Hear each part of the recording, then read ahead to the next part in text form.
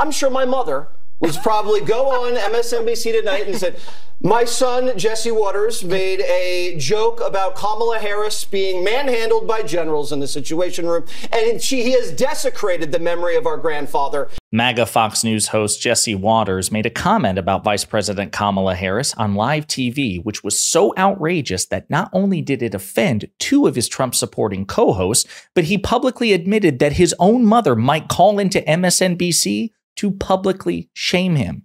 But before we unpack all that, if you end up liking this video and you want to support the channel, please be sure to hit the like, subscribe, and alert bells before you go. All right, friends, we hear a lot of salacious, ridiculous things coming from the Fox Propaganda Network and MAGA Fox News hosts like Jesse Waters, right? But this one was a bit beyond the pale for even the likes of Jeanine Pirro and Dana Perino, two Republican Trump supporters who co-host The Five with Jesse Waters. I will say, regrettably, Jessica Tarlov, our favorite Fox News commentator, was not there. She would have certainly taken Waters to task for this. But this is what Jesse Waters happened to say about the Vice President of the United States. This is where the president has his most impact. You have a lot of room to maneuver there as commander-in-chief. We don't know who she is. We don't know what she believes. She's going to get paralyzed in the Situation Room while the generals have their way with her.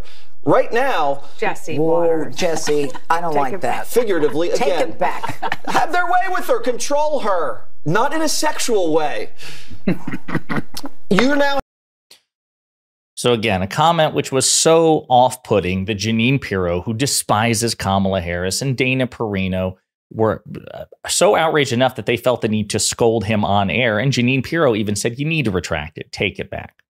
So these are, you know, sort of weird comments, misogynistic comments, sexualized comments about the vice president, which aren't entirely outside the realm of MAGA Republicans. Like, this isn't the first time we've heard stuff like this, but it is weird to hear it from such a prominent media figure like Jesse Waters. And again, just to show you that even he recognized that it was a bridge too far. Of course, he's much too prideful and partisan to ever retract it or make an apology. He even made an admission involving his own mother. That would be great. You know, like your sister does something and you're like speaking on behalf of the Waters family. I'm sure my mother was probably go on MSNBC tonight and said, my son, Jesse Waters, made a joke about Kamala Harris being manhandled by generals in the Situation Room, and he has desecrated the memory of our grandfather, and it's disgusting. I could see my mom doing that, and I wish I had a political dynasty so I could take shots as well.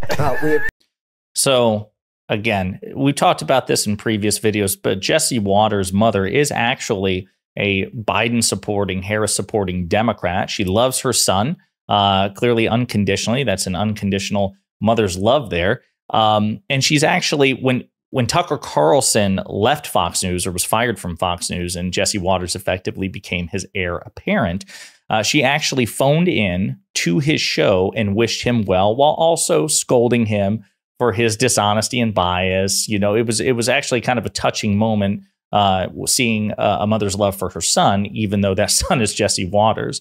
But again, a pretty despicable comment. The vice president has been an attorney. She was a district attorney. She was the attorney general, the top law enforcement officer in the biggest state in the country, California. California being the 5th or 6th biggest country in terms of nominal GDP, right? I mean, even though it's an American state, it has a greater GDP and population than most countries, right? So it's an incredibly important, powerful job being the top prosecutor, the top cop in a state like that in these settings. She was a United States Senator for California for years, and she is now the second in command of the executive branch. So this is a professional woman who has worked in very powerful adversarial settings against very powerful adversarial men, and she has commanded the loyalty of very powerful men in these various roles. But Jesse Waters wants you to believe that she is so weak and so timid and so out of her depth that she would be easy prey to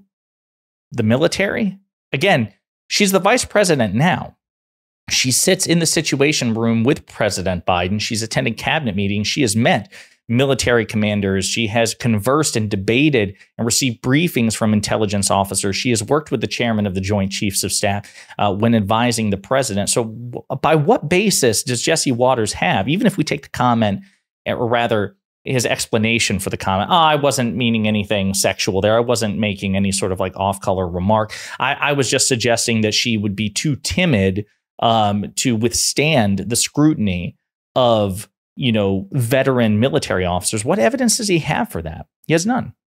He has none, right? And there's plenty of evidence to the contrary. But again, I think it says something that his comments were so off-putting that it offended the sensibilities of people who do not seem like they would otherwise be offended about comments made by Democrats. And you know what's interesting too? You have this contrast. You have Jesse Waters there, and Jessica Tarlov was not president at the time. But Jessica Tarlov actually received some kudos from an unlikely source, not just Bill Maher, but Quentin Tarantino, famous director, director of Reservoir Dogs and Django Unchained and Inglourious Bastards and True Romance. I mean, just a legendary director, obviously has liberal political instincts, but he was interviewed recently by Bill Maher on Bill Maher's podcast. And I was kind of surprised, but this has gone viral. Quentin Tarantino, much like us here at Pondering Politics, is a big fan of Jessica Tarlov.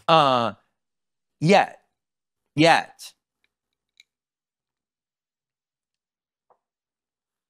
Fox does hire Jessica Tarlov. And they put her on their big show, and she says what she says against the Fox audience, against the panel, and especially against Jeanine Pirro. All right, Monday through fucking Friday. Yep. As far as I can see, that is the hardest job on television. All right, and also they kind of like, maybe not Jeanine, but they all kind of like her. So they don't go ballistic on her. All right. They keep it respectful.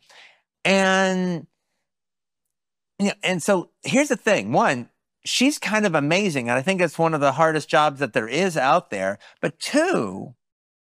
Precisely. That's what we say here at Pondering Politics. Jessica Tarlov has the hardest job in legacy media and on TV. Now, I disagree with his idea that they keep it pretty respectful. They are sometimes, very, very often. They heckle her. They throw peanuts from the peanut gallery. They constantly interrupt and disrupt. They crack jokes, and they use the greater number advantage, right? Because it's just her up against the 4 of the 5. They use that to their advantage when they know they're outmatched on the facts. That's not particularly respectful. But I think overall, they're more courteous with her than they would probably be inclined to be with someone of her opinions, not to grade them on a curve here.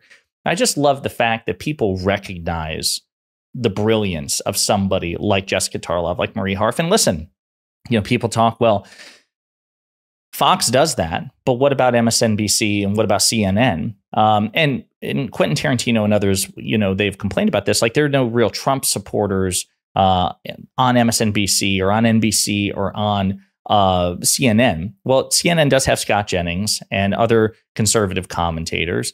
Ronna McDaniel, the former chairwoman of the Republican National Convention, was hired to be an NBC correspondent, and then she was fired. But the thing is, she wasn't fired because she was a Trump supporter per se. She was fired because, she aided and abetted, she signal boosted the 2020 election lies. And this is the thing. I don't give Fox that much credit for employing somebody like Jessica Tarlov or Neil Cavuto, keeping them on payroll. Jon Stewart observed a decade ago almost 15 years ago in a conversation with Chris Wallace, who was employed by Fox at the time. He says, you're a really good journalist. And he was, and he is. Chris Wallace now works for CNN, incidentally. But he's like, you are being brilliantly used by Roger Ailes and Rupert Murdoch as a way to establish Fox's credibility where it might not otherwise have any. So I'm a big fan of Jessica Tarlov, but I also recognize that Fox employs her in part because they want to use her for credibility, say, we have such a powerhouse liberal here. But note how of the 5, there's only one dedicated liberal. You see how cunning they are about it? It's not the 4, right? They don't have 2 liberals, 2 conservatives. They basically do to Jessica Tarlov what Piers Morgan does when he has one of his panels about Donald Trump. I don't give Piers Morgan a lot of credit for occasionally having Destiny and Mehdi Hassan and Wajahat Ali on. It's great that he does, but note how he almost always stacks the deck against them. For every one Trump critic, you have 2 to 3 Trump supporters, usually, with Piers Morgan jumping off the tightrope or the high rope with a chair, right? It's always this 3v1, 4v1 situation. So unfortunately for Fox, Jessica is so damn good that even though they cherry pick the topics, even though she's outnumbered 4-1, she does such an amazing job. And it's great that she's getting that recognition. But I don't think it imbues Fox with credibility, which overcomes its credibility issues. And certainly not when you compare her to somebody like Jesse Waters. Here, Jesse Waters is, making these comments about the sitting vice president of the United States in a way that you would never hear an MSNBC host say about a Republican. As a matter of fact, if such a thing were to ever occur, they'd probably be fired for it, right? Jesse Waters is not going to be fired at all. He might even get a raise as a consequence of this. But anyway, I think it's really interesting. I think it's interesting that Jessica Tarlov is getting much love, much deserved love from corners that I don't necessarily expect, which is Hollywood weighing in on this. And I also think it's really gross that Jesse Waters said what he said. And also interesting that he acknowledged that what he said was so out of pocket that his own mother might be inclined to call into MSNBC to publicly shame him. And let's hope she does, because that would make for great content. In the meantime, let me know what you think in the comments.